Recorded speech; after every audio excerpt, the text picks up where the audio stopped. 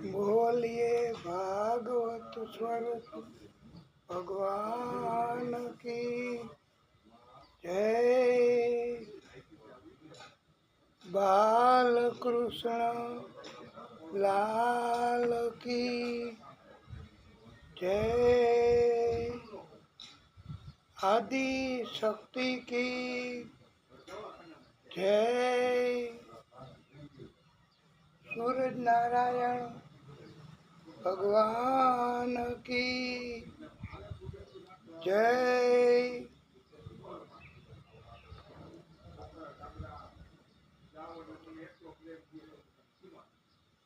ओम श्री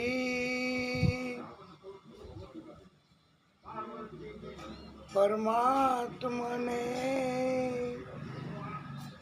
नमः। ओम श्री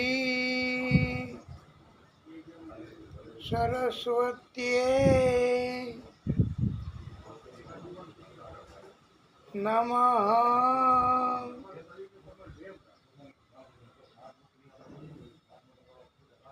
ओम श्री गणेशाय नमः।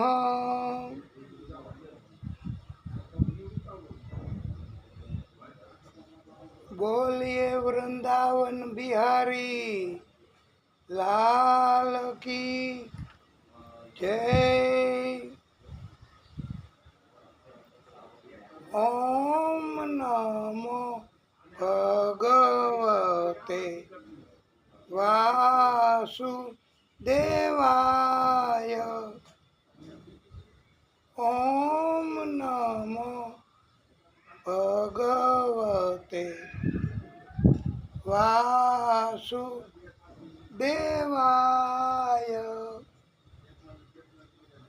ओम नमो भगवते वासुदेवाय।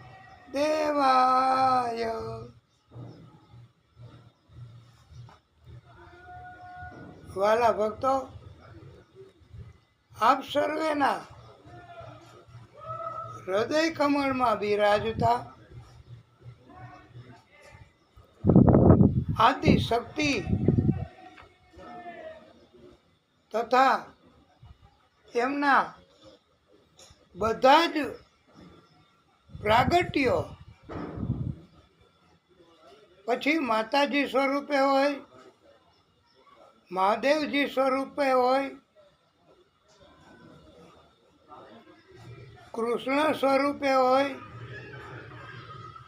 रामजी स्वरूपे होय, कोई पण स्वरूपे होय, एवा बधा ज प्रागट्योने कोटानु कोटी दंडवत प्रणाम।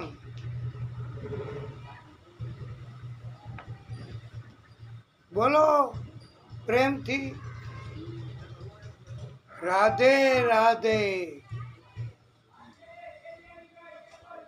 जय जय श्री राधे।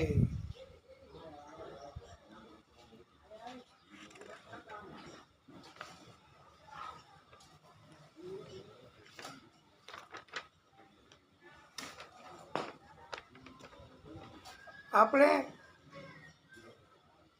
દરરોજ આપણો કથા શરૂ કરતા પહેલાનું મંગલાચરણ, આમ તો મંગલાચરણ એટલે મંગલ આચરણ, મંગલ શરૂઆત. કોઈ પણ સ્મરણ કરીએ તો મંગલાચરણ થઈ જાય. એ આપને પછી વારે વારે દરરોજ એકને એક મંગલાચરણ, એમાં કાંઈ ખોટું નથી, પણ સમય કથા કહેવા માટેનો ફાળવો છે, તો મંગલાચરણ આપણે પ્રભુની માફી માગીએ અને પ્રભુને વિનંતી કરીએ, સ્તુતિ કરીએ.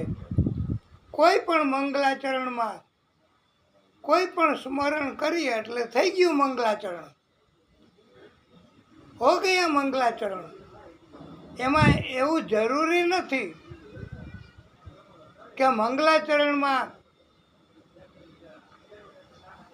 વારે વારે દરરોજ 1 કલાક સુધી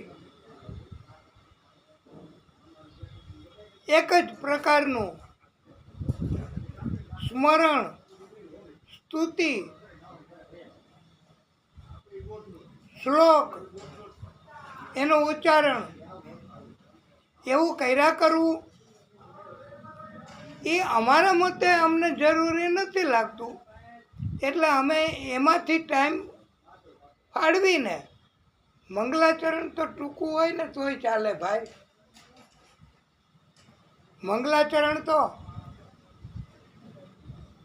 દરરોજ એકને એક કરીએ તોય ચાલે. અને અલગ અલગ મંગલાચરણ કરીએ તોય ચાલે. ભગવાનને તો બસ માત્ર ને માત્ર આપણી ભક્તિ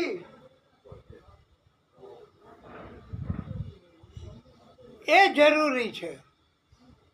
આપણે અંદર હૃદયનો ભાવ એ જરૂરી છે. એક તો આપણે કથા બહુ ટૂંકો સમય, આ નિત્ય ભાગવતની કથા આપણે કરીએ દરરોજ. એક તો આપણે કલાકનો સંકલ્પ હોય કે કલાકમાં કથા પૂરી કરવી. પછી કદાચ કથા થોડી વધારે લંબાય તો આપણે 15 મિનિટ વધારે, અડધી કલાક વધારે.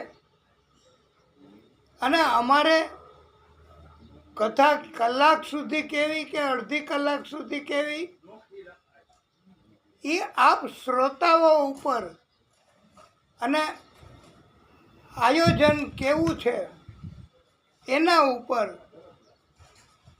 અમારા ઉત્સાહ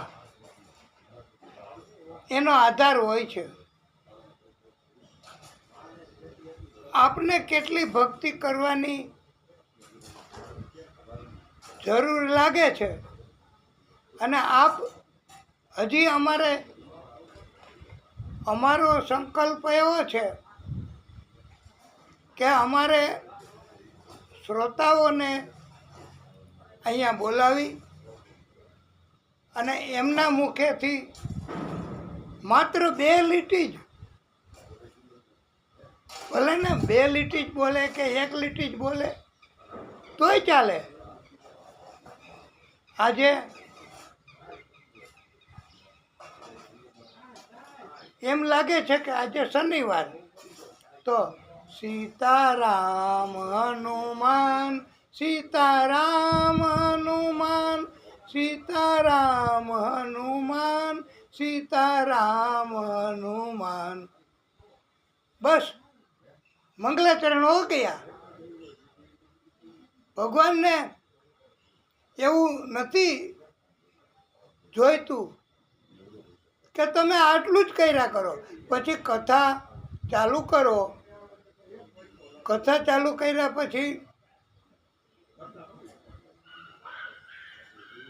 શ્રોતાઓને પણ આનંદ થાય એવું બધું અમારે કરવાનું. અને તો જ ભગવાન એની કૃપા થાય. શ્રોતાઓને આનંદ નહીં થાય તો એ કથા શું કામની?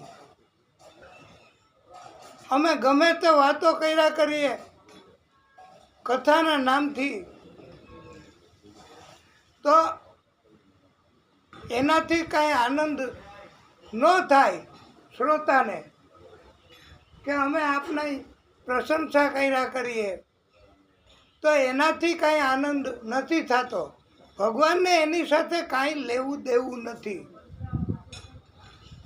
ભાગવત ભગવાન તો એમ કહે છે કે તમે કોઈ પણ મંગલાચરણ કરો ને એટલે અને મંગલાચરણ કર્યા વગરે કથા કરી શકાય છે. મંગલાચરણ ઇઝ નોટ કમ્પલસરી, ફરજિયાત નથી મંગલાચરણ. તમે એમ કહો કે ભાગવત ભગવાન કી જય, સાદું અને સરળ મંગલાચરણ થઈ ગયું. પછી તમે સીધી કથા ચાલુ કરી શકો. એક તો આપણે કથા માટે ઓછો સમય ફાળવ્યો છે. આયોજકો, શ્રોતા અને વક્તા બધાય ભેગા મળીને કે આપણે 4 કલાક કથા કરવી, આ સપ્તાહ કથાની વાત છે.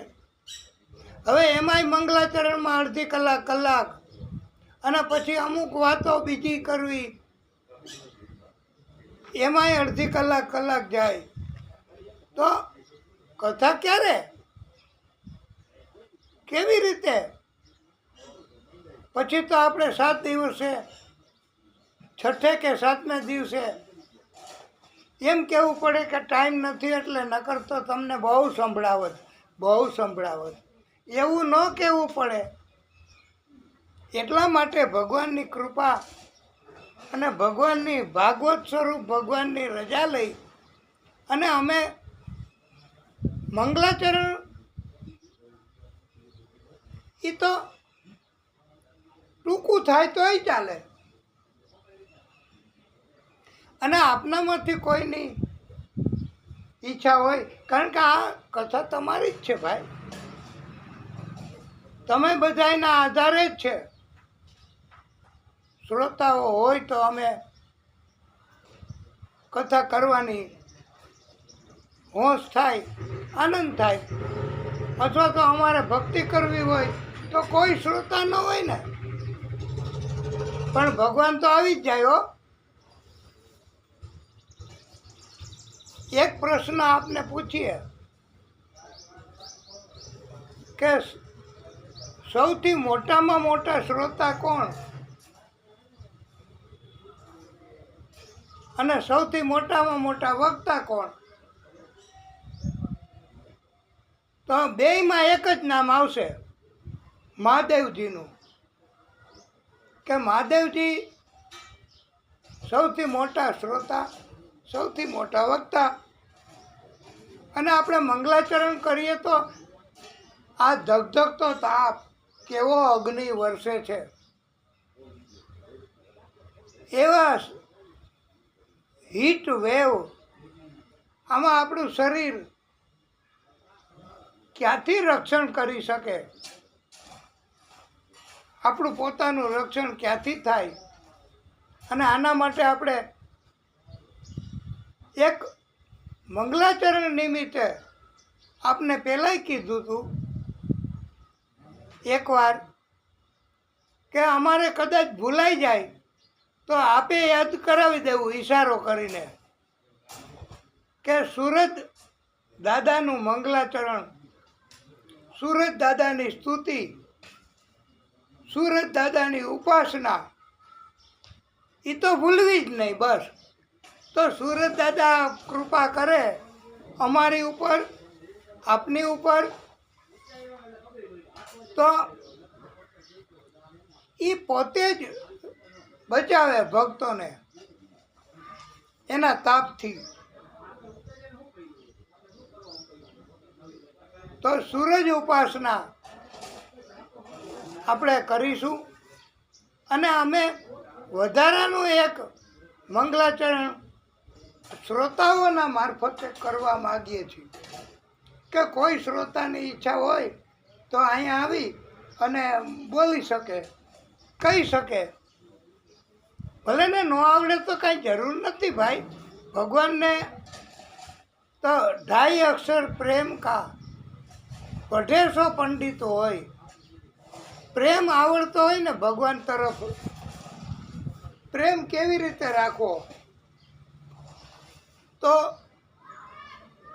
પ્રેમ એનાથી ભગવાન રાજી છે.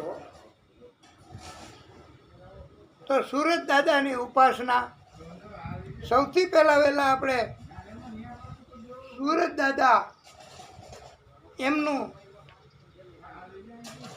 જપ કરવા, એમનું નામ સ્મરણ કરીશું. ઓમ સૂર્ય દેવાય નમો નમઃ. ઓમ અરુણ દેવાય નમો નમઃ. ઓમ આદિ ભૂતાય નમો નમઃ.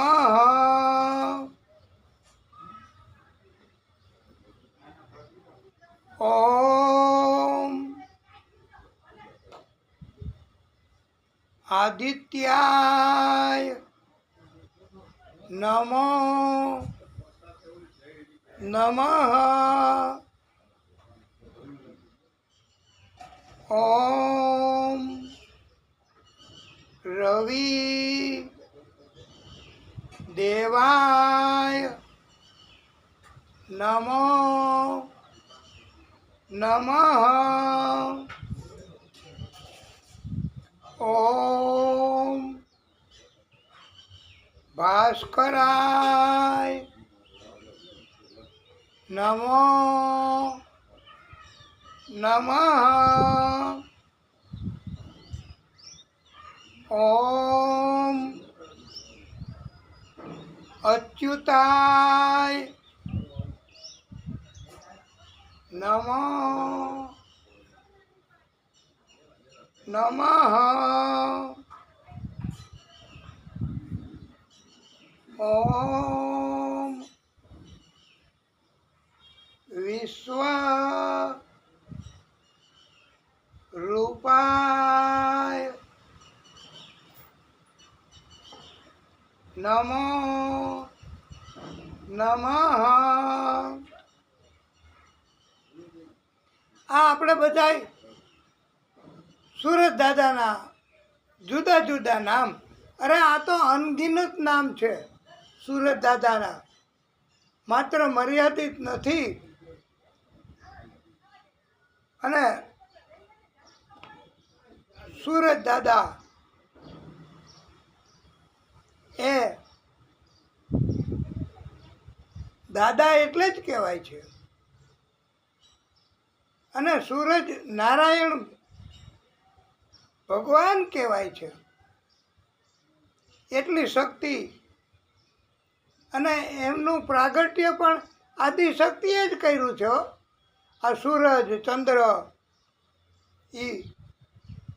અને આદિશક્તિ એમણે જ બધાના પ્રાગટ્યો સ્વરૂપ લઈને, જન્મ લઈને, અવતાર લઈને કર્યા છે.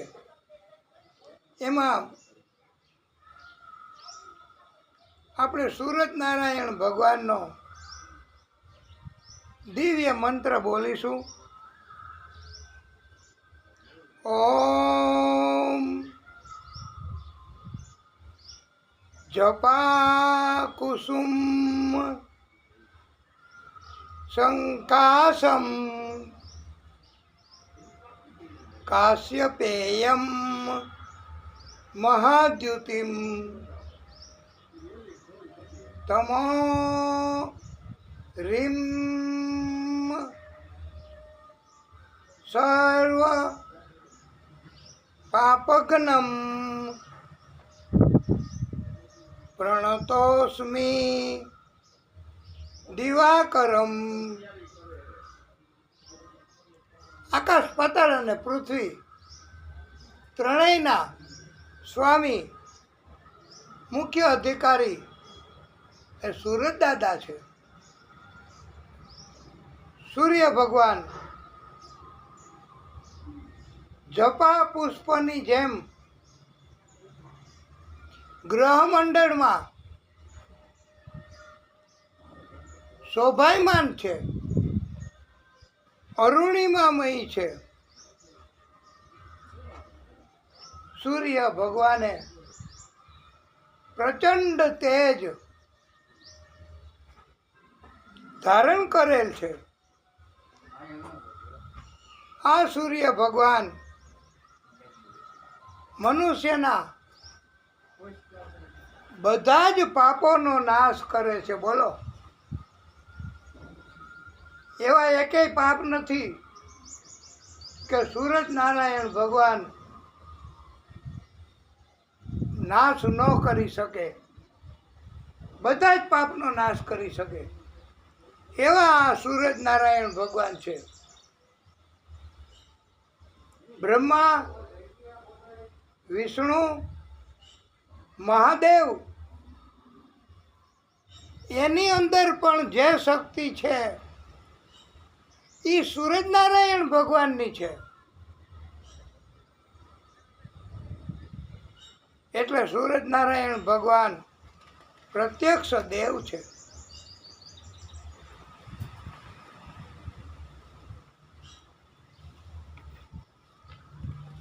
આપણે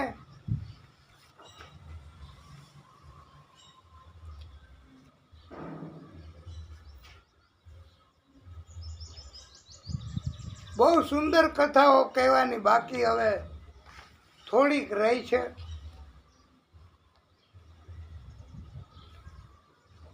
આજની આ નિત્ય ભાગવત અંતર્ગત, અને આપણે થોડીક મોડી ચાલુ કરીએ છીએ કથા. એનું કારણ પણ એવું છે કે અત્યારે 6 વાગ્યા સુધી પણ કથા પાંડાલમાં બેસવું, કથાના સ્થાન ઉપર બેસવું, એ પણ જોકે આપણું એવું છે કે આપણને ભગવાને પરીક્ષા કરવા માટે જ કદાચ આ નિત્ય ભાગવત અંતર્ગત કથા કહેવાની અને સાંભળવાની જાણે તક ન આપી હોય. તો આપણે તો ભગવાન ઉપર આધાર. ભગવાન જેટલી સગવડતા કરી આપે, ભગવાન જેવી સગવડતા કરી આપે, ભગવાન જેટલો સમય કથા કહેવાની રજા આપે, પરવાનગી આપે, એ પ્રમાણે આપણે, અને આ ભગવાન જ સૂરજ દાદા એ જ કરે છે ને આપણું રક્ષણ. આવા પ્રચંડ તાપ, અગ્નિપથ જાણે ન હોય. આપણે ચાલતા હોય બપોરે 1 વાગે 2 વાગે કોઈ નીકળે છો, આમાં 2 વાગે એવા તાપમાં, તો એવું થાય કે જાણે અગ્નિપથ ન હોય, સળગતો અગ્નિ. પણ ભગવાનની કૃપા હોય ને તો કાંઈ વાંધો ન આવે વાલા ભક્તો. ગમે એટલો પ્રચંડ તેજ, પ્રચંડ તાપ, અને અગ્નિ એ પણ આદિશક્તિના તો પ્રાગટ્ય સ્વરૂપ કહેવાય. આદિશક્તિના ભક્ત આપણે કહેવાય. આપણે કથા કરીએ એટલે ભાગવત એટલે મૂળ શક્તિ. ભાગવતમાં બધું જ છે, એવું કાંઈ નથી કે જે ભાગવતમાં નહીં હોય. બોલો, દરેક પ્રશ્નનો જવાબ, દરેક સોલ્યુશન, દરેક ઉપચાર, દરેક ઉપાય અને મંગલાચરણ અંતર્ગત કોઈ પણ ભક્તો કે શ્રોતા એમણે અહીંયા આવીને કાંઈ બોલવું હોય, કાંઈ કહેવું હોય તો આજે શનિવાર છે, સીતારામ સીતારામ કરીને ચાલુ થઈ જાય ને, એકવાર તમારી મુખ ખુલી જાય, જીભ ઉઘડી જશે, પછી તમે સામેથી કહેશો કે અદા મારે કહેવું છે. અને એમાં ભૂલ પડે તો મૂંઝાવવું નહીં. આપણા ભગવાન બોલવામાં, વાંચવામાં, લખવામાં ભૂલ પડે તો શિક્ષા નથી કરતા. એ એમ જ કહે છે કે માણસ માત્ર ભૂલને પાત્ર. માણસ હોય તો ભૂલ કરે. અને સમજદાર શ્રોતાઓ હોય ને, જેનામાં અતિ જ્ઞાન છે એવા, અને જે વક્તા એ કરોડો રૂપિયાના ખર્ચે કથા કરવા આગ્રહ રાખતા હોય, અથવા તો યજમાન કથાના આયોજકો એ ખર્ચ કરવા તૈયાર હોય કરોડો રૂપિયા, કે આપ પધારો દાદા, આપ પધારો, અમે આપના માટે, આપની કથા માટે કોઈ જાતની અગવડતા નહીં પડવા દઈએ. અરે આવો ઉનાળો, આવો તાપ, આટલા હીટ વેવ, તોય પણ આજે આપણા મિત્ર એની કથા શરૂ થઈ. પરમ ભક્ત આ લાલપુર મુકામે અને વક્તા શ્રી શ્યામભાઈ. અને આપને નવીન લાગશે વાલા ભક્તો કે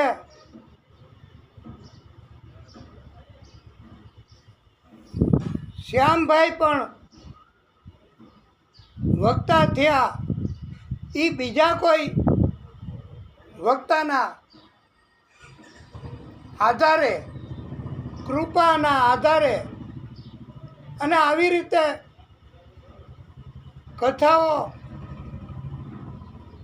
જો અમે કોઈ શિષ્ય બનાવીએ, અમે પણ કોઈને શીખવીએ આ ભાગવત સપ્તાહ કરવા માટે, અને અમારે સમય ન હોય અથવા તો થોડી ઘણી અસમર્થતા આવી જાય તો અમે મોકલીએ બીજાને કે જાઓ તમે, અને દક્ષિણા તો પછી ભગવાનની કૃપા. અમે પણ એવું જ અમારો અભિગમ રાખીએ છીએ. અને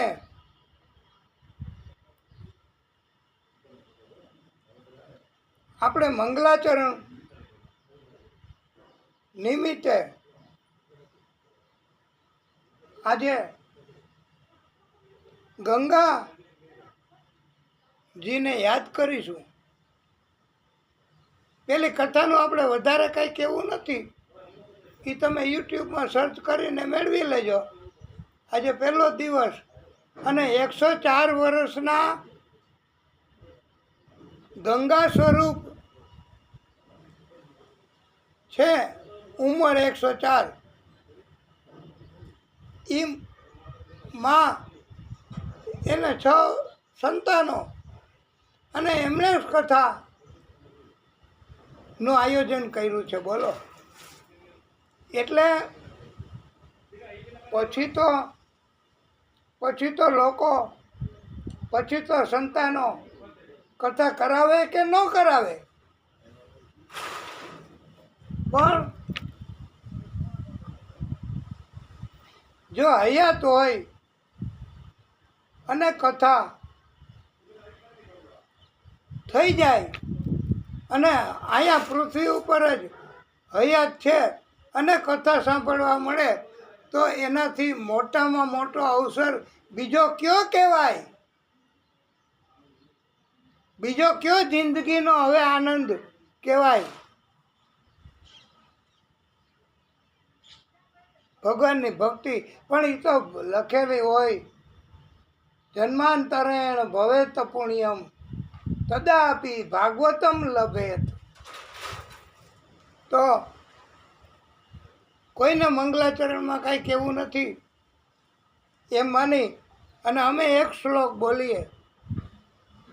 આપ તાલીઓ ન પાડતા. નમામિ ગંગે તવ પાદ પંકજમ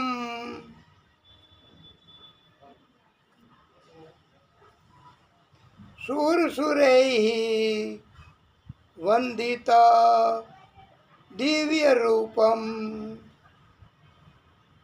ભક્તિમ ચ મુક્તિમ ચ દદાસી નિત્યમ ભવાનુ સારેણ સદા નારાયણ.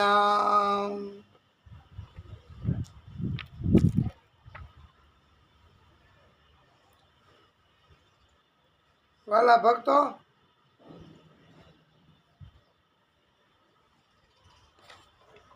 આપણે મંગલાચરણમાં ઓછો સમય આપવાનો છે એટલે, પણ આજે ઉત્તમ દિવસ અને આજનો ઉત્તમ દિવસ એ રીતે કે આજે પૂનમ છે મોટી. આ વૈશાખ મહિનાની મોટી પૂનમ અને ભક્તિ કરવા માટે ભાગવત કોઈ પણ બાને પછી એનું આયોજન કરીએ, આપણી જગ્યામાં કરવા દઈએ, સાંભળીએ ભાગવત કે ભાગવત કહીએ શ્રોતા તરીકે કે ભાગવતનો પાઠ વાંચીએ, બધું જ એના આધારે છે. એક નવી વાત આજે આપને કહેવી છે કે કૃષ્ણએ અર્જુનને ભગવદ્ ગીતા એ યુદ્ધના મેદાનમાં કહી છે. કૃષ્ણએ, તમને સવાલ થશે કે કૃષ્ણ એની પહેલાં રામજીનો જન્મ અને રામજીએ જે કાંઈ કર્યું રામાયણમાં જે કાંઈ આવે છે એ મોટે ભાગે કૃષ્ણ અવતારમાં આવે છે. તો કૃષ્ણ એમણે ભગવદ્ ગીતા અર્જુનને સમજાવી યુદ્ધના મેદાનમાં. તો રામજીના સમયમાં ભગવદ્ ગીતા કે ભગવત જ્ઞાન આપવામાં આવ્યું હતું. કૃષ્ણ અવતારમાં તો આવે છે ભાગવતમાં. તો આ પ્રશ્ન પણ છે અતિ અગત્યનો અને જ્ઞાન પ્રાપ્તિ માટેનો છે કે રામજીએ પણ ભગવત જ્ઞાન ભગવદ્ ગીતા સમજાવી છે, નિયમો સમજાવ્યા છે, કેવી રીતે ભક્તિ કરવી, કેવી રીતે આગળ વધવું, કેવી રીતે મોક્ષ ગતિ પ્રાપ્ત થાય, કેવી રીતે ભગવાનની કૃપા થાય, એ રામજીએ પણ સમજાવ્યું છે. અને એને પણ ગીતા કહેવાય છે. ઘણા પંડિતો કહે છે એને ગીતા. અને આ ગીતા પણ યુદ્ધ સમયે જ સમજાવી છે રામજીએ. તો આપને ખબર પડી ગઈ આ ગીતા ક્યારે? તો જ્યારે રાવણ યુદ્ધ કરવા આવ્યો ને મેદાનમાં, ત્યારે વિભીષણને આ ભાગવત ગીતા કહેલી છે, સમજાવી છે રામજીએ. અને એ વખતે રામજીએ સમજાવ્યું ને, એ ધર્મ સમજાવ્યો છે. રામજીએ સમજાવ્યું એ ભક્તિ સમજાવી છે. રામજીએ સમજાવ્યું એ પ્રભુ પ્રાપ્તિ સમજાવી છે. જ્યારે કૃષ્ણ એમણે સમજાવ્યું એ બધું કર્મ સમજાવ્યું છે. એટલે આટલું આપણે અગત્યનું છે. એટલે આપણે આજે આ જ્ઞાન આપીએ છીએ. અને લગભગ કથામાં આવું કહી શકાય નહીં, કારણ કે ટાઈમ ન હોય ને આટલી બધી ઝીણી વાત. આ તો તમારો પ્રશ્ન કોઈએ પૂછ્યો લખીને, તો એમ થયું કે કંઈક સંશોધન, કંઈક નવું જાણીએ. અને પ્રશ્ન ઉપરથી જ પ્રિય ભક્તો કાંઈ ને કાંઈ શીખવા અમને અને તમને.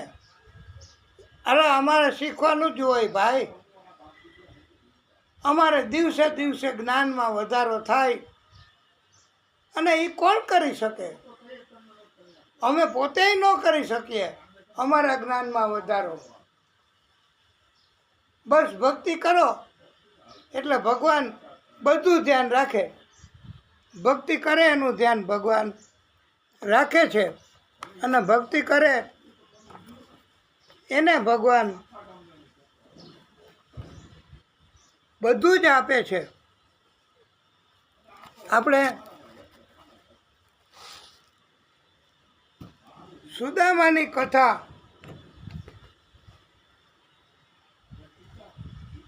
એ આપણે કહેતા હતા. અને સુદામા એમણે કીધું કે કૃષ્ણ, મારે હવે ઘરે જવું છે, મને ઘર સાંભળ્યું છે. ત્યારે કૃષ્ણ કહે, એ તો બહુ સારું કહેવાય, તમે જાઓ. અને બાળકો પત્ની ઘરે વાટ જોતા હશે. અને સુદામા કે પણ આ મારો મિત્ર લોભિયો કેવો, મને એમ કે 2 દી રોકાઈ જાઓ એમ કહેશે. એને બદલે પણ આ તો કૃષ્ણ છે ભાઈ. કૃષ્ણ કેવી રીતે તમારી પરીક્ષા કરી લે, કૃષ્ણ કેવી રીતે કંટ્રોલ કરે. આ કૃષ્ણએ તો કંટ્રોલ કરવાનું કામ, જાણે કૃષ્ણએ જ ન ઇજારો રાખ્યો હોય. બધાને કંટ્રોલ કરવાનું કામ કૃષ્ણનું. એ કે આ કંસ, તો કે એનેય કંટ્રોલ. કાલી નાગ, તો એ કે એનેય કંટ્રોલ. 7 સાંઢ નાયથા, તો કૃષ્ણ કે એનેય કંટ્રોલ. બોલો, બધાને કંટ્રોલ કરવાનું કામ આ કૃષ્ણનું છે. એટલે કૃષ્ણ એને કોઈ ન પામી શકે, એને કોઈ જાણી ન શકે હો.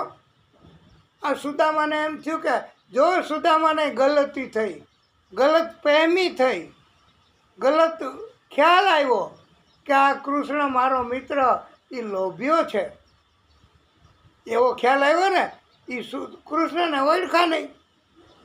અને ક્યાં સુધી નથી ઓળખા ખબર છે? સુદામા એમણે કૃષ્ણને અરે ઘરે પહોંચી ગયા ને, સુદામા પોરબંદરમાં પાછા હાલીને પોતળી પહેરીને ત્યાં સુધી નથી ઓળખા કે આ કૃષ્ણ. અને કૃષ્ણ એમણે સુદામાને કેટલી મદદ કરી એવું કોઈ કથામાં નહીં આવે વાલા ભક્તો. કારણ કે ટાઈમ ક્યાં, અમે સપ્તાહ કથા કરવા આવીએ, આપ બોલાવો તો પધરામણી થાય, તો સપ્તાહ કથામાં અમારે સુદામાની કથા ટૂંકમાં કેવી પડે લ્યો, અને બહુ ટાઈમે ન વધે. પણ વક્તા એની પરીક્ષા, એની કસોટી, એના જ્ઞાનની ચકાસણી એ તો ભગવાનની કૃપા હોય તો જ થાય ભાઈ. અને બેલેન્સિવ રહેવું, વક્તાએ એવું કીધું છે કે એકને એક વિષય ઉપર અને વિષયાંતર કરીને કથા ન કહેવી.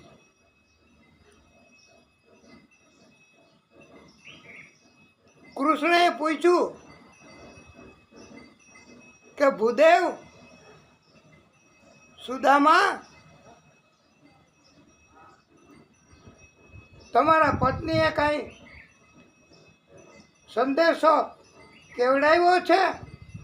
આ જોજો કૃષ્ણ, એની કેવી આ બધી લીલા છે કે મારા ભાભી સુશીલા દેવી એમણે કાંઈ કેવડાવ્યું છે તમારા મારફતે? ત્યારે સુદામા આને કહેવાય ઇનડાયરેક્ટ રીતે, આને કહેવાય કૃષ્ણએ ક્રોસ કરી. કૃષ્ણ ક્રોસ, જેમ વકીલો અદાલતમાં ક્રોસ ન કરે પ્રતિ સવાલ, એમ it is a good cross કે સુદામા તો કાંઈ માગશે નહીં, કાંઈ કહેશે નહીં. એના ઘરવાળાએ કાંઈ સંદેશો કેવડાવ્યો હોય તો એ માધ્યમથી એ સુદામાને મારે આપવું, એ કંઈક માગે તો. ત્યારે કૃષ્ણએ પૂછ્યું કે સંદેશો કાંઈ સુશીલાએ સમાચાર કેવડાવ્યા છે? ત્યારે સુદામાએ કહ્યું કે એવું કેવડાવ્યું છે કે બધાય ભક્તોની ઘરે, બધાય વૈષ્ણવોની ઘરે મહિનામાં 2 અગિયારસ આવે છે, અને ભક્તો નિર્જળા અથવા ઉપવાસ કરીને અથવા થોડું ઘણું કાંઈ ખાઈને અગિયારસ મહિનામાં 2 વાર કરે છે. પણ અમારે તો હે પ્રભુ આખો મહિનો અગિયારસ હોય છે, તો કંઈક કૃપા કરો. આખો મહિનો અગિયારસ એટલે કે અમારે તો આખો મહિનો ભૂખ્યા જ રહેવું પડે ભાઈ, અને જે મળે એમાં અમે જીવન ચલાવીએ છીએ. ત્યારે ભગવાન કૃષ્ણ સમજી ગયા હો ગૂઢ રહસ્ય, ભેદની વાત. સમાચાર કેવડાવ્યા, સંદેશો કેવડાવ્યો, એમાંય ભેદ. એમાં ભેદ કેવો લ્યો કે અમારે તો નિર્ધનતા, અમારે અનાજ પણ નથી ખાવા મળતું, પેટનો ખાડો પૂરાય એટલુંય નથી મળતું. હે પ્રભુ, આમ સુશીલા દેવીએ કેવડાવ્યું છે. ત્યારે ભગવાન સમજી ગયા કે આનું સૂચન સુશીલાનું એવું છે કે અમારી પાસે કાંઈ ધન નથી, રહેવા માટે મકાન નથી, આરામ કરવા માટે અમારા સંતાનોને કાંઈ સગવડ નથી. એ ભગવાન કૃષ્ણ એટલામાં બધુંય સમજી ગયા. તો વાલા ભક્તો, ભગવાને એવો જવાબ દીધો કે સુદામા, તમારા પત્નીને કહેજો જવાબ એવો છે કે હવે પછી તમારે આખો મહિનો 11 નહીં રહે તમારા ઘરમાં. આખો મહિનો તમારા ઘરમાં દ્વાદશી જ રહેશે. દ્વાદશી એટલે બારસ. બારસ એટલે આપણે નથી ભક્તો કહેતા કે 11 પછી બારસના પારણા હોય. પારણા કરવા માટે આખું 11નું તપ કર્યું હોય એનું પુણ્ય મળે. અને પાડોશમાં કે સર્કલમાં કે ગામમાં કે મિત્રોમાં કે બધાયને એમ થાય કે અદાએ આજે 11 કરી, આ ભક્તએ આજે 11 કરી. હવે એને પારણા કરવા માટે આમંત્રણ અમારા ઘરે પધારજો, પધરામણી માટે કહી જતા હોય છે. અને કૃષ્ણએ કીધું એ બરાબર કીધું કે હવેથી તમને આખો મહિનો દ્વાદશી જ રહેશે. અને પારણા કરવાનું થાય, 11નું વ્રત ખોલવાનું થાય તો કાંઈ જેવી તેવી વાનગી ન હોય, સરસ જ વાનગી હોય. એટલે કૃષ્ણએ એમ કીધું કે હવેથી તમને આખો મહિનો બધું ચકાચક, બધુંય તમને ફટાફટ અને બધુંય તમને ઉત્તમમાં ઉત્તમ મળશે. દ્વાદશી રહેશે એમ કીધું. એટલે અને કૃષ્ણ લોભિયા છે, લોભ કરે છે. કાંઈ ન આપ્યું, મારા વસ્ત્રો અલંકારો બધુંય ઉતારી લીધું. આવો મિત્ર હોય. પણ કૃષ્ણ હતા ને, એની ઈચ્છા એવી હતી કે સમય જાય અને કોઈ વાતું કરે કે મારો મિત્ર આવ્યો તો બચપણનો ભૂદેવ, અને માગવા આવ્યો તો ને મેં આપ્યું એ લઈને વયો ગયો. એવું ન કહે. દુનિયા તો બહુ બોલે ભાઈ, દોરંગી દુનિયા, ઇધર ભી બોલે ઉધર ભી બોલે. એના તો કિતને મુખ ન જાને, કોઈ નહીં જાણતા. પણ દુનિયા તો બોલે. દુનિયા તો જે કંઈ કહેવું હોય કે આપણે કાંઈ ધ્યાનમાં લેવું નહીં. તો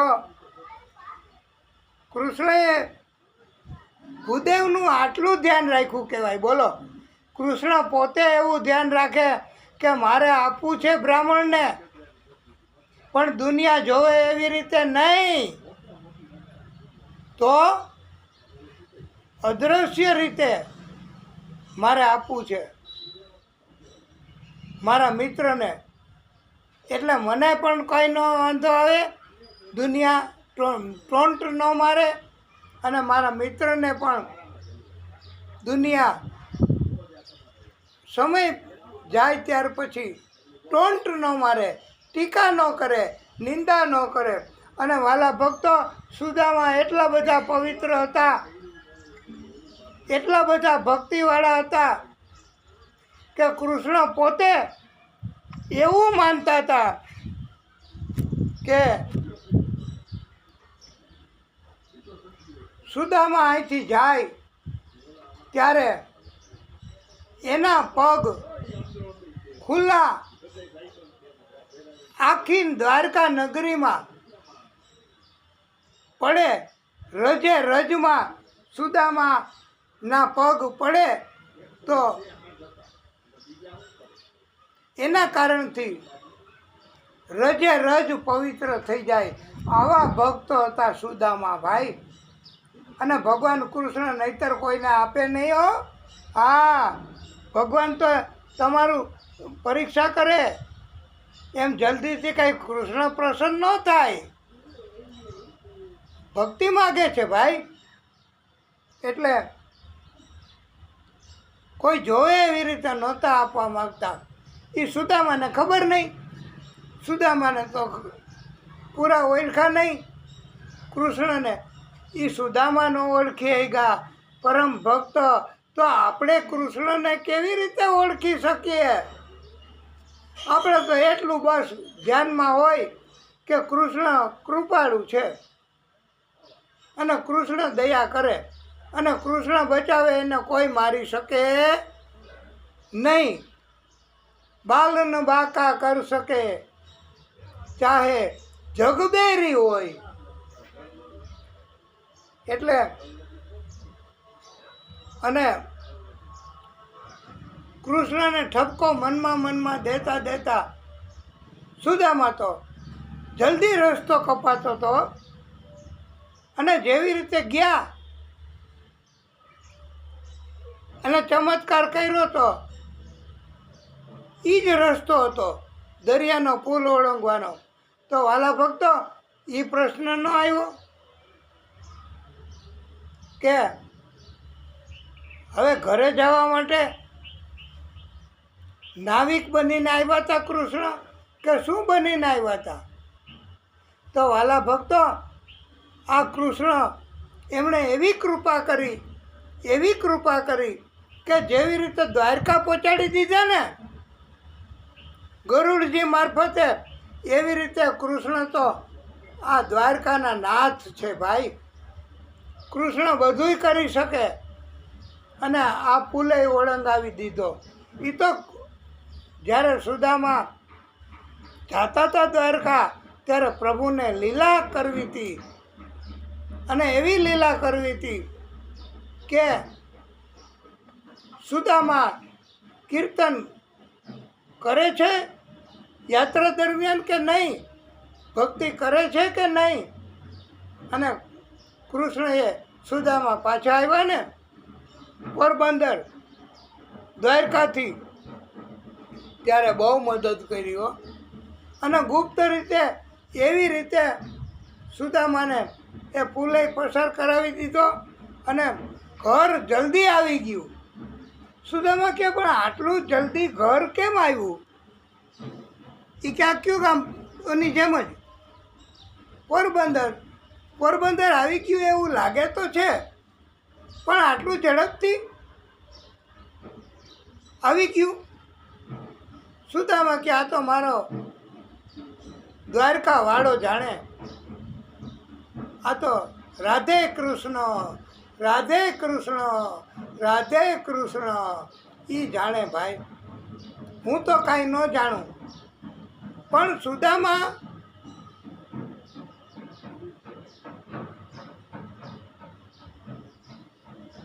કૃષ્ણને મનમાં ઠપકો દેતા ચાલતા આવતા હતા ને, એટલે સુદામા ઝડપથી પહોંચી ગયા હો. કારણ કે એનું મન તો કૃષ્ણને ઠપકો મનમાં દેવાનું હતું કે બહુ લોભીઓને કાંઈ ન આપ્યું ને, કે બચપણનો મિત્ર ને બધું પાછું લઈ લીધું ને. આવા મનોમંથનના કાર્ય કરતાં આપણે જતા હોય ને તો રસ્તો જલ્દી ખૂટી જાય હો. અથવા તો કીર્તન કરતાં જતા હોય, પણ સુદામાને આવી રીતે મનોમંથન કરવાનું થયું. કારણ કે સંજોગો એવા થયા, કૃષ્ણએ કાંઈ આપ્યું નહીં. કૃષ્ણ એની કસોટી કરવા માગતા હતા, એની પરીક્ષા કરવા માગતા હતા. એટલે આપણને કૃષ્ણ કાંઈ આપે નહીં, અથવા તો એ દુનિયાને દેખાડવા માટે હોય કે આને મેં કાંઈ આપ્યું નથી. પણ જો કૃષ્ણ ધારે તો શું આપી શકે? જે કોઈને ન આપ્યું હોય એવું આપી શકે ભાઈ. અને સુદામા પહોંચ્યા દ્વારકા, ત્યારે એને એમ થયું કે આ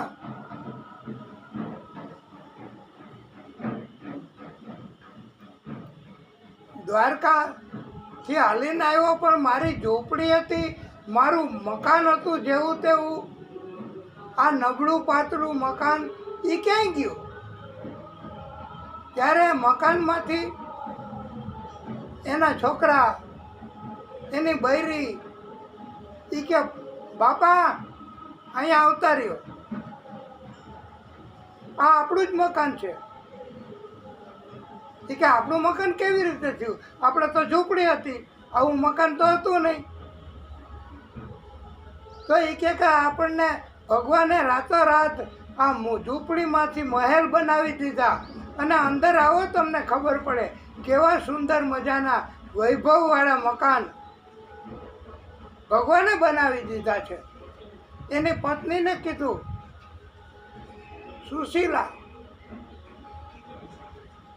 સુશીલાને કીધું આ કેવી રીતે થયું?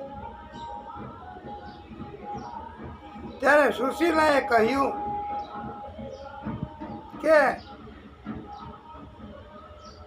રાતોરાત ભગવાને આ મહેલ બનાવી દીધો. અત્યારે તો કળિયુગ છે, રાતોરાત તો બંગલા બનાવી ન આપે, પણ ભગવાન ધારે તો ટૂંક સમયમાં બનાવી આપે. આનો અર્થ આપણે અત્યારે કળિયુગમાં એવો કરવાનો કે રાતોરાત ચમત્કાર ન કરે આપણા માટે ભગવાન, કારણ કે આપણી એટલી ભક્તિ ન હોય. પણ કોઈ પણની ભક્તિ હોય, સુદામાને રાતોરાત બંગલા બનાવી દીધા. એની પાછળનું કારણ શું હતું? એની પત્નીની સેવા, એની પત્નીની ભક્તિ હતી. અને એને એટલે નકર કૃષ્ણને સુદામાએ કેટલી ઠપકો આપ્યો, મનમાં કેવા વચન કીધા, તોય કૃષ્ણએ એની પત્નીની ભક્તિ હતી ને. અને એટલું જ નહીં, વાલા ભક્તો, પણ એની પત્નીના કહેવાથી એ કે અમારા પાડોશીને બંગલો બનાવી દો, તો જ અમારે બંગલો જ ખપે, નહીંતર અમારે બંગલો ન ખપે. તો એની એટલે સુદામાના પત્ની એનું મહત્વ, એનું માન આપવા માટે ભગવાને એમ કીધું કે મારા ભક્તને જેણે જેણે મદદ કરી હોય ને, મારા ભક્તને જેણે ખાવાનું આપ્યું હોય, મારા ભક્તને જેણે સંકટ સમયે મદદ કરી હોય, એને બંગલો બનાવી દો, પાડોશી નહીં. તો વાલા ભક્તો, સુદામા એને એના પત્નીના કહેવાથી સુદામાને તાંદુલ આપ્યા હતા, વારે વારે મદદ કરતા. એમ ભાઈ, આપણા કુટુંબમાં, આપણા પરિવારમાં, આપણા પાડોશમાં કોઈ બ્રાહ્મણ રહેતા હોય તો ખબર નહીં બ્રાહ્મણ ઉપર ક્યારે ભગવાનની મહેરબાની થઈ જાય, બ્રાહ્મણ ઉપર ક્યારે ભગવાન બધું આપી દે. એ તો આપણે આપણા પાડોશમાં બ્રાહ્મણ રહેતા હોય તો બ્રાહ્મણને આપણે બધું જ આપવું. બ્રાહ્મણને આપણી પાસે હોય એમાંથી આપવું, અને બ્રાહ્મણને એમને દાન ન લેતા હોય તો બ્રાહ્મણને ભોજન આપવું, તો ભગવાનની કૃપા થાય. અને બ્રાહ્મણ ઉપર ભગવાનની કૃપા તો થાય ને થાય જ. આ સુદામાની કથા ઉપરથી આટલો સુંદર મજાનો, આટલો દિવ્ય બોધ આપવામાં આવ્યો છે. અને સુદામાએ પણ એવો બોધ આપ્યો છે કે એમને ક્રોધ કરીને, ગુસ્સો કરીને કોઈને ઠપકો મનમાંય ન દેવો. આપણે તો કાંઈ મનમાં દેવાના બદલે આપણે તો એમને ઠપકો દઈ દેતા હોય કે એલા તને કાંઈ ખબર નથી પડતી, તું મને નથી ઓળખતો, હું કોણ છું. તો સુદામાએ એવો બોધ આપ્યો છે કે ભક્તિ કરવી અને સત્ય હકીકત જાણ્યા વગર એમને એમ ગુસ્સો ન કરવો, અભિમાન ન કરવું, તો એ ભક્તિ ગણાય. અને એવી ભક્તિ કરીએ તો ભગવાન રાજી થાય, અને ભગવાન રાજી થાય તો આપણને કર્મના બંધન જો કોઈ હોય ગયા જન્મના, એની પહેલાંના જન્મના, અરે ગમે એટલા જન્મ પહેલાંના કર્મના બંધન હોય તો વાલા ભક્તો એ આપણને કોઈ પણ જન્મમાં ચૂકવવા પડે અને ચૂકવવા પડે. પણ જે કોઈ ભક્તો આ કૃષ્ણ સુદામાની કથા સાંભળે, કહે, એટલે વક્તા અને શ્રોતા, અને પાઠ કરે, એટલે ભક્તો જ્યારે કથા ઘરે વાંચે તો એ પાઠ કર્યો કહેવાય.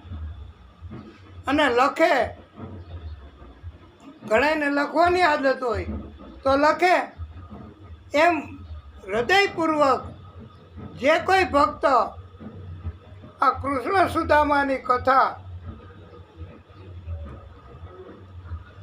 એનું ચિંતન કરે, મનોમંથન કરે અને ભાવથી કૃષ્ણ સુદામાને હૃદયમાં રાખે તો એ ગમે તે હોય, પછી કથાના આયોજક હોય, કથા કહેવાવાળા હોય, વક્તા કે શ્રોતા, એમને હંમેશા કર્મના બંધનો કપાઈ જાય છે આ કથા સાંભળ્યા પછી. એટલે અમારા કોઈ કર્મના બંધન હોય, આપ કથા સાંભળો છો તો આપના કોઈ કર્મના બંધન હોય, બધાય બંધનો કર્મના એ આ કથા સાંભળવાથી અને વિગતવાર સાંભળવાથી ભાઈ, હા, અને ભગવાન રાજી થાય છે. કૃષ્ણ સુદામા એ બંનેના આત્માઓ અહીંયા આવી ગયા હોય, ગમે ત્યાં જન્મ લીધો હોય, ગમે ત્યાં હોય કે ધામમાં હોય, તો એ અહીંયા આવી ગયા હોય અને આપણું ધ્યાન રાખે છે. અને કથા એમને સાંભળવી બહુ ગમે છે.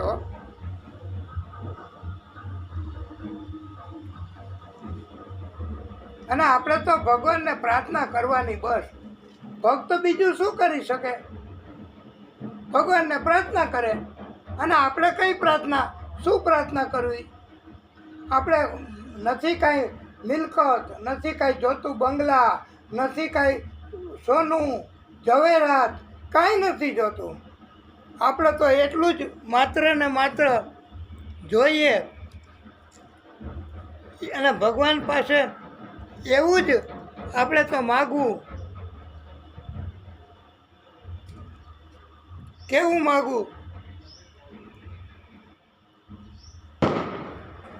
કે જે ઉત્તમ પ્રાર્થના કહેવાય છે.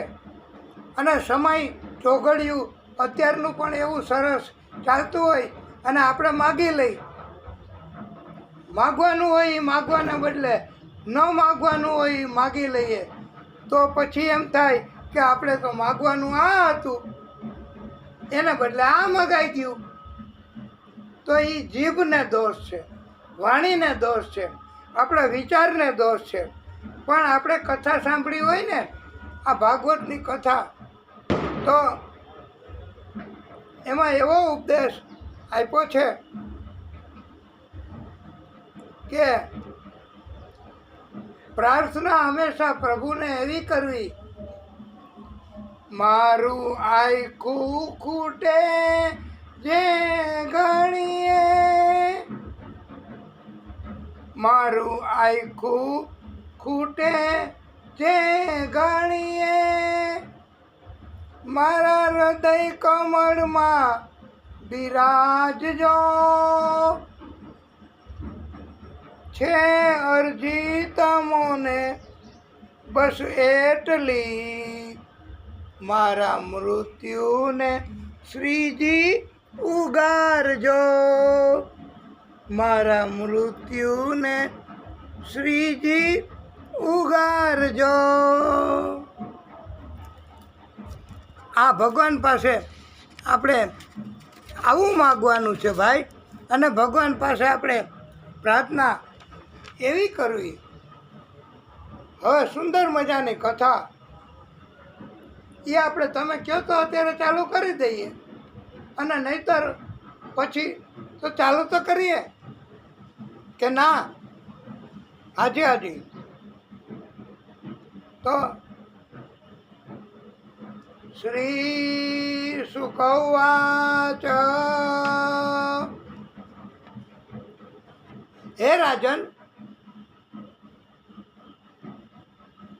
ચતુર્માસ પસાર કરવા માટે સંતો ભક્તો એ વિહાર કરતા હોય અને 4 મહિના રોકાતા હોય, અને રોકાય ત્યારે કથા કરતા હોય, ભજન કરતા હોય, કીર્તન કરતા હોય, એમ એક જાતનો ભક્તિનો ઉપાય બતાવ્યો છે. આવો ઉપાય પણ ઘણાય કરે છે.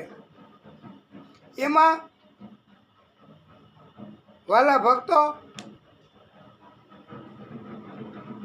અર્જુન એ દ્વારકામાં પધાર્યા ચતુર્માસ ગાળવા. 4 મહિના રોકાવાના અર્જુન, અને વેશ લીધો કેવો? દંડી સાધુનો. અને અર્જુન પધાર્યા.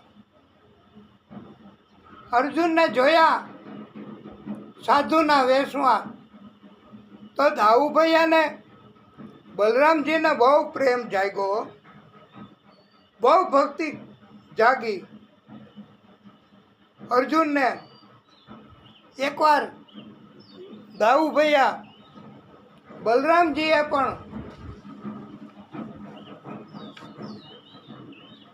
ઘરે બોલાવ્યા પધરામણી કરવા. દાઉભૈયાઓ એ પણ આવા કામ સત્કર્મના કરતા હતા. મોટા ભાઈ એટલે મોટા ભાઈ હોય એ સત્કર્મ તો કરતા જ હોય, પણ કેવી રીતે કરવું એ અલગ અલગ રીત હોય. તો દાઉભૈયા બલરામજીએ જોયું કે આ દંડી સાધુ એ પધાર્યા છે, એને ઘરે જમવા બોલાવ્યા. હવે આ ભગવાનની લીલા કયો તો લીલા, અને ભગવાનની ગતિ કયો તો ગતિ, વિધિનું વિધાન કયો તો વિધિનું વિધાન. પણ જમવા માટે પધરામણી કરવા દાઉભૈયાએ દંડી સાધુને ઘરે બોલાવ્યા. ઘરે આવ્યા એટલે સાધુના વેશમાં કોણ હતું?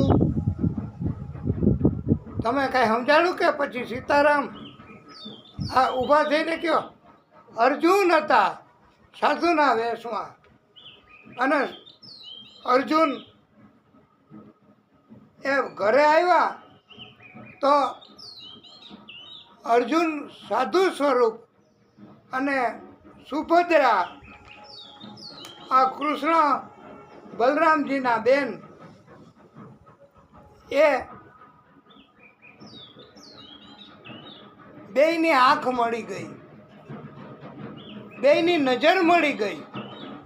બેયની નજર મળી, આંખ મળી, તો અર્જુન એને પ્રેમ થયો, સુભદ્રાને પ્રેમ થયો. અને કૃષ્ણની તો આ લીલા હશે એમ માન્યું. અને કૃષ્ણને તો ખબર જ હતી કે આ સુભદ્રાને, જો દાઉભૈયાને કહેશું ને કે આ સુભદ્રાને પરણાવી દઈએ અર્જુન સાથે, તો દાઉભૈયા નહીં માને. એટલે કદાચ કૃષ્ણએ પણ આવી લીલા કરી. અને કૃષ્ણએ પછી ખબર પડી કે દેયને પ્રેમ છે. સુભદ્રાને પૂછ્યું કે તમે બંને ગામની બહારથી વયા જાજો, હરણ કરી જાજો, ભાગી જાજો, અને એટલી સૂચના એટલી સલાહ તમને આપી છે કે રથ અર્જુન ન ચલાવે, સાધુ ન ચલાવે, પણ રથ સુભદ્રા ચલાવે એવું કરજો.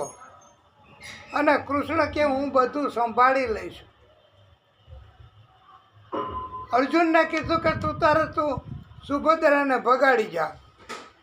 એટલે કૃષ્ણની કૃપા હોય ને તો કૃષ્ણ બધું જ કરી શકે. અને કૃષ્ણની ભક્તિ મોટે ભાગે આ ભાગવતમાં પણ આવું લખ્યું છે કે કૃષ્ણની કૃપા થાય ને એવું કરો ને, એવી ભક્તિ કરો તો કૃષ્ણ બધી સરળતા કરી દે. ધનની સગવડ કરી દે, કારાગૃહમાંથી મુક્ત કરી દે, અરે કુટુંબમાંથી પણ બહાર મોકલી દે કે બહાર વ્યા જાઓ, તમને કોઈ રોકે તો હું છું. અને બધી સગવડ કૃષ્ણ કરી આપે. આવા આ ભગવાન છે કૃષ્ણ. અને સલાહ એ આપી. પછી તો બલરામજીને ખબર પડી ગઈ કે આ દંડી સાધુ તો ડુપ્લિકેટ હતા, અંદર મૂળ તો અર્જુન હતા. એમ દાઉભૈયાને ખબર પડી ગઈ. અને એનો હેતુ ભક્તિનો નહોતો, પણ એનો હેતુ સુભદ્રાને ભગાડી જવાનો હતો. અને કૃષ્ણએ કહ્યું, દાઉભૈયા શું પ્રશ્ન છે? કેમ તમે ગુસ્સામાં છો? ત્યારે બલરામજીએ કહ્યું કે આ સાધુ હતા ને, ઘરે જમવા બોલાવ્યા હતા. એ કે હાજી તો એ સાધુ નહોતા, પણ એ સાધુના વેશમાં અર્જુન હતા. એ કે કૃષ્ણ જાણે કાંઈ જાણતા જ નથી એમ. દાઉભૈયાને આવી રીતે ટેકલ કરતા હતા કૃષ્ણ. આવી રીતે કૃષ્ણ વર્તન કરતા હતા કે જાણે કાંઈ જાણતા જ ન હોય. આમ તો કૃષ્ણએ જ હેરાન કરાવ્યું હતું સુભદ્રાનું, અને સગવડતા બધી કરી આપી હતી. અને બલરામજીએ કહ્યું કે આપણી બેન સુભદ્રા એમને ગામની બહારથી હરણ કરીને રથમાં બેસાડીને લઈ ગયા આ સાધુ સ્વરૂપ. ત્યારે કૃષ્ણ કે દાઉભૈયા મને સમજાણું નથી. એ કે આ સાધુ હરણ કરીને લઈ ગયા આપણી બેનને રથમાં બેસાડીને. ત્યારે કૃષ્ણએ કીધું પણ હરણ કરીને લઈ ગયા સાધુ સ્વરૂપ, તો રથ કોણ હલાવતું હતું? દાઉભાઈએ કીધું રથ તો સુભદ્રા ચલાવતા હતા. તો કૃષ્ણએ પાછો ક્રોસ ઉલટ તપાસ અને એવો ગુડ ક્વેશ્ચન પૂછ્યો કે દાઉભૈયા રથ ચલાવતા હોય એણે હરણ કર્યું કહેવાય કે રથમાં બેઠા હોય એણે હરણ કર્યું કહેવાય? ત્યારે દાઉભૈયા મૂંઝાઈ ગયા. આવી રીતે અદાલતમાં પણ ક્રોસ કરતા હોય વકીલો. ત્રીજો જવાબ તમારે શું દેવો વકીલના સવાલનો, એ મૂંઝાઈ જાય અને સત્ય બહાર આવવું જ કહેવું જ પડે. એને ગુડ ક્રોસ કહેવાય. એમ કૃષ્ણ પણ બહુ સુંદર મજાની ઉલટ તપાસ કરવામાં કુશળ હતા. અને દાઉભૈયાને પણ મૂંઝાઈ ગયા.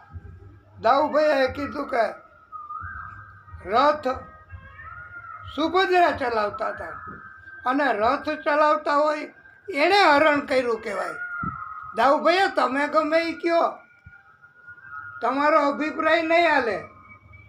સમાજ શું કહે છે? રથ ચલાવતું હોય એણે હરણ કર્યું કહેવાય એવું સમાજ કહે છે? દાઉભૈયા કે હાજી હાજી. તો બસ આપણે સમાજની વાત માનવી પડે. અને સમાજમાં એવી વાતો કરશે બધાય કે સુભદ્રાએ આ અર્જુનનું હરણ કર્યું, એમ વાતો કરશે. સમાજને નહીં રોકી શકાય અને આવી વાતો ફેલાઈ જશે દાઉભૈયા. તો પછી આપણી બેન સુભદ્રા એને પરણવા કોણ તૈયાર થશે?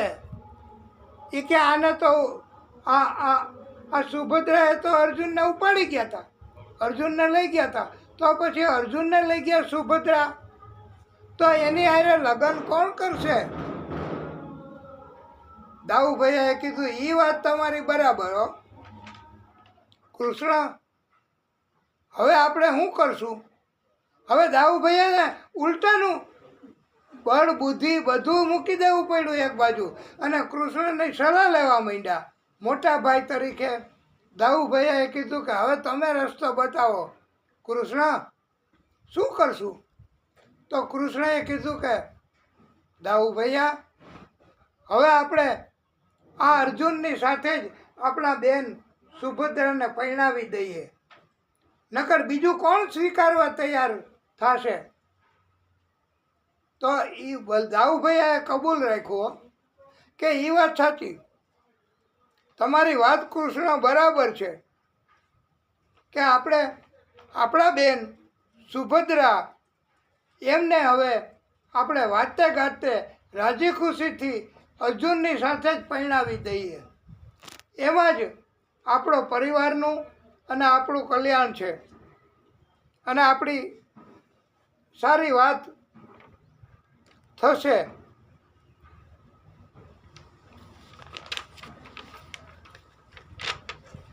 અને બલરામજી એમણે આનંદ ઉત્સાહ,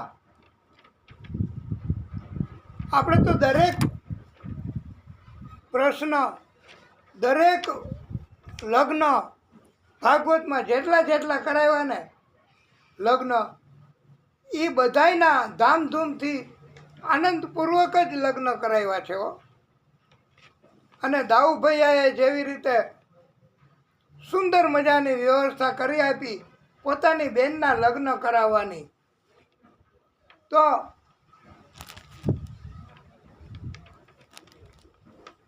મનગમતા વરની સાથે લગ્ન થશે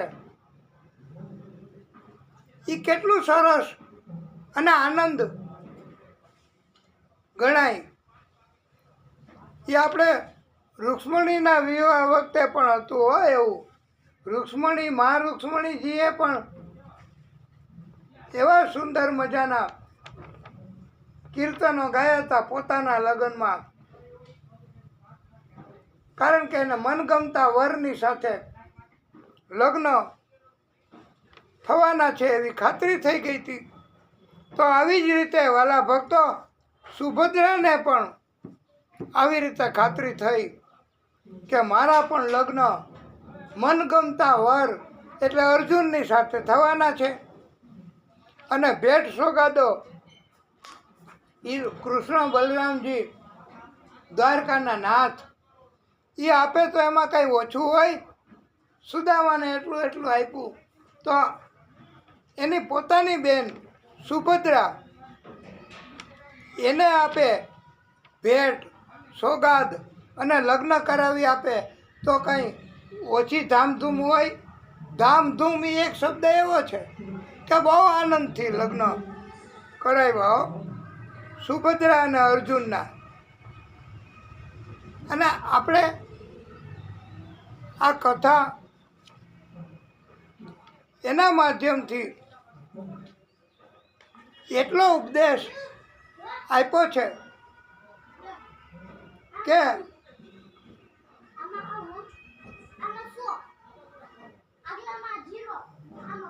જેના લગ્ન મનગમતા વરની સાથે ન થતા હોય, એમાં કોઈ અવરોધ, અટકાયત કે વાંધો આવતો હોય, ત્યારે આ સુભદ્રા હરણની કથા એ પણ જો આપણે કરીએ, એનો પાઠ કરીએ કે કરાવીએ તો, અથવા ધ્યાનથી સુભદ્રા હરણની કથા કરીએ તો લગ્ન ધામધૂમથી થાય, કોઈ અટકાયત હોય તો દૂર થઈ જાય, અને લગ્નમાં કૃષ્ણની મદદ થાય અને કૃષ્ણની ભક્તિ થાય. અને મા રૂક્ષ્મણી એમણે પણ કૃષ્ણની ભક્તિ કરી હતી, તો આ સુભદ્રા એમણે કૃષ્ણની ભક્તિ કરી અને એના ભક્તિના કારણથી જ એમના લગ્ન સુભદ્રાના મનગમતા વરની સાથે થયા. એટલો આનંદ, આખી દ્વારકા નગરીમાં આનંદ થયો. હા, અને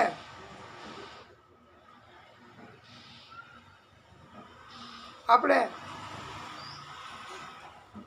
આ લગ્ન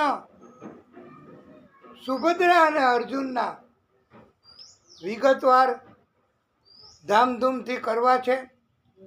અને આપણે સંદેશો મોકલી દેજો કે આ જે અત્યારે વાગે છે એનો અવાજ અહીંયા સંભળાય છે, અને એ એક જાતની તૈયારી જ સમજવાની છે. આપણે તો એમ જ કે આપણા પ્રભુ એમણે કૃષ્ણની આ લીલા છે, કૃષ્ણએ આ લીલા કરી અને આપણી ભક્તિ સફળ થઈ, અને આ આનંદનો દિવસ આજે,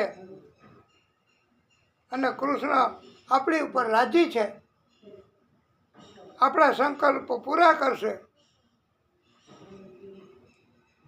અને કૃષ્ણ તો બચપણથી જ બધાનો લાડકો આવ્યો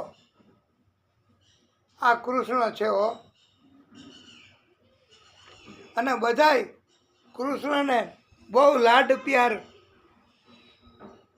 અને એના માટેના ગીતો બહુ ગાય છે, કૃષ્ણને રાજી કરવાના. તો આપણે અત્યારે આ સુભદ્રા અને અર્જુનના વિવાહ આ કથાના માધ્યમથી આપણે કરવા માટે વિધિપૂર્વક વિવાહ કરવા છે. અને આપ બધા પણ સાથે ત્યાં પધારજો અને વિવાહનો આનંદ આપે લેજો. અને પછી વિખૂટા પડશું. આપણે કથાને અહીંયા આપણે વિરામ આપશું અને લગ્ન વિધિમાં બધાને પધારવાનું આપણું આમંત્રણ છે. અને પછી આપણે આનંદ કરશું એ આપણે આવતીકાલે કથા શરૂ કરીએ ત્યારે આનંદ કરશું. તો આ કથાને અહીંયા વિરામ આપશું.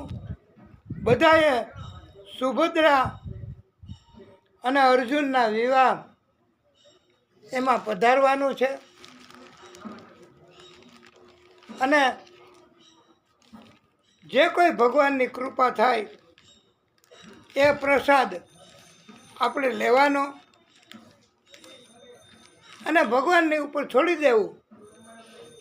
અને ભગવાને કીધું જ છે ને, વાલા ભક્તો, કર્મણીએ વાધિકા રસ્તે મા ફલે શું કદાચન. આપણે ભક્તિ કરવાની, આપણે બીજું કાંઈ નહીં કરવાનું, બસ આપણે ભક્તિ જ કરવાની.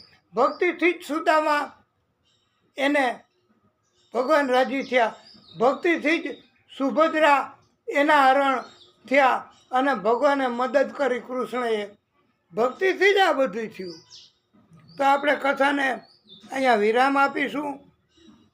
પછી આગળની કથા હવે પ્રભુની કૃપા મુજબ આવતીકાલે. બોલીએ ભાગવત સ્વરૂપ ભગવાન કી જય.